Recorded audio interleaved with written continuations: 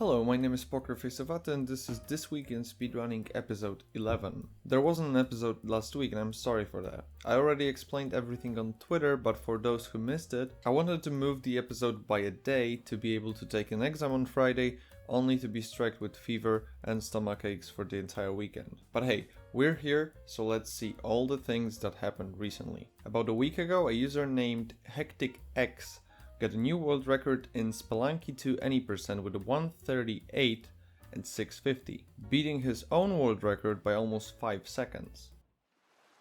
What just happened? There's no way that run just happened. I screamed before I unmuted. There is no way that run just happened. That isn't real. This is the worst category on Moss ranking now. Are you kidding me?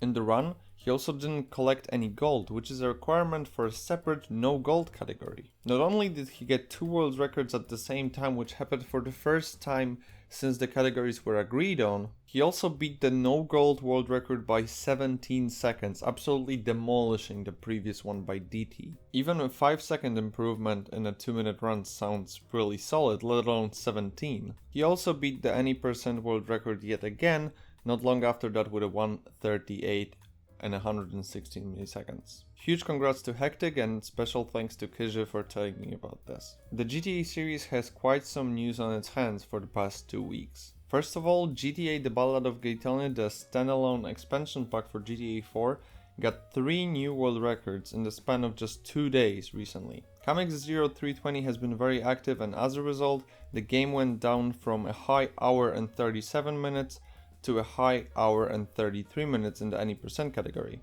One of the reasons for the decrease in time is the newly found method of taxi warping across all 3 games on the GTA 4 engine. See, normally when taking a taxi you would only be taken up to a point where a car can actually take you.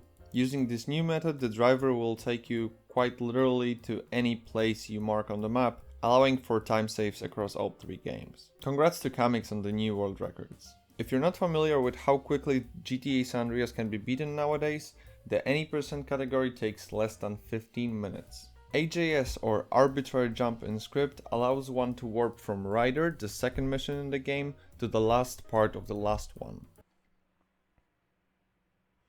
One elephant. Yes! Yes! Let's fucking go! The elephants! For the elephants! It's not all roses though, as for the trick to work, one has to cancel Vigilante at the very beginning of the run with millisecond precision and will only know if it worked at the very end when actually attempting the warp. It also has to be done on the horrible Windows 10 version of the game. Some time ago there was a setup found on the original PC version of the game that allowed for getting glitched phone calls easily, which then allowed one to play a little mix and match with the missions earlier on in the game than with other setups. As long as you did it frame perfectly and then hit the 33% chance of actually getting it. A couple of weeks ago I mentioned how it was used to drop the no SSU time in GTA Vice City to below 49 minutes. Now the time came for any percent in San Andreas as well. The usage of this setup replaces an older one that involved using an arcade cabinet and killing oneself and then driving back to the mission marker. This comes at the cost of consistency as this random category just got even more random. Anyhow, this led to 2 new any percent world records being scored, one by Gary with a 14:15 and one by PB a day later with a 14:13, beating the old 14:57 by Real Kevin. Congrats to both Gary and PB. Still staying on the GTA topic, remember what I said about Anti when talking about Vice City a couple episodes ago? He doesn't plan on getting back to this category even if this time gets beaten, as he has a lot of plans for the future, namely GTA 3 100% and maybe Vice City Stories. Well, that maybe turned out to have pretty nice consequences. Anti became the first person to get a sub 2 hour any percent time in Vice City Stories any percent on console by getting a 1:59.49. The most unfulfilling sub 2 I've ever seen in my life. And then scoring a 1:57.11 just 2 days later. Somehow the worst run I've ever done is the best time I've ever gotten.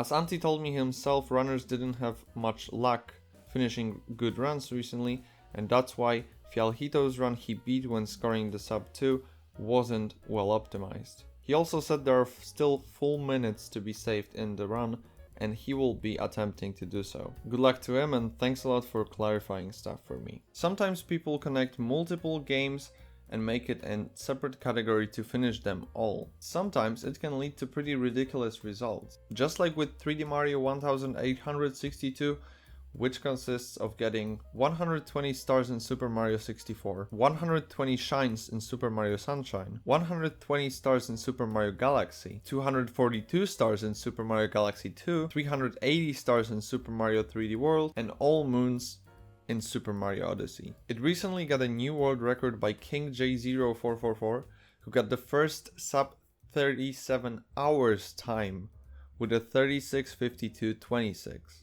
It beat the old record by over an hour. Huge congrats to King J on surviving this run. Portal's inbounds category has been crazy if it comes to movement recently. Most of the top times were done a couple days ago, and the record has been dropped by 29 seconds in that time. What is the secret? Portal starts with a minute-long cutscene where the player is stuck in a vault. To not be forced to wade through it every single time, the community agreed on using a save that is made right when the vault opens and starting the run around the 50-second mark. There is even a special variable on the leaderboards to determine which runs use the save. There was a known way to skip the cutscene, but it was thought to be TAS only and only possible in the out of bounds category. About a week ago that changed though, as community members found a way of clipping through the glass that's blocking the player using the radio and the bed that's inside the vault. It's viable for RTA runs and inbounds no SLA categories, both of which have been destroyed by this trick, by the way. The newest inbounds world record is a 9:12 by Hrvatsky, who also told me he is expecting the 9-minute barrier to be broken soon. Special thanks to him for the explanation. Wrapping things up, let's talk marathons. ESA revealed the accepted games and ultimately the schedule for ESA Summer 2021. The event will start with a special pre-show of Persona 5 on the 23rd of July and will go on until the late night between the 31st and the 1st of August. The schedule has a ton of solid positions, even containing 2 blindfolded runs.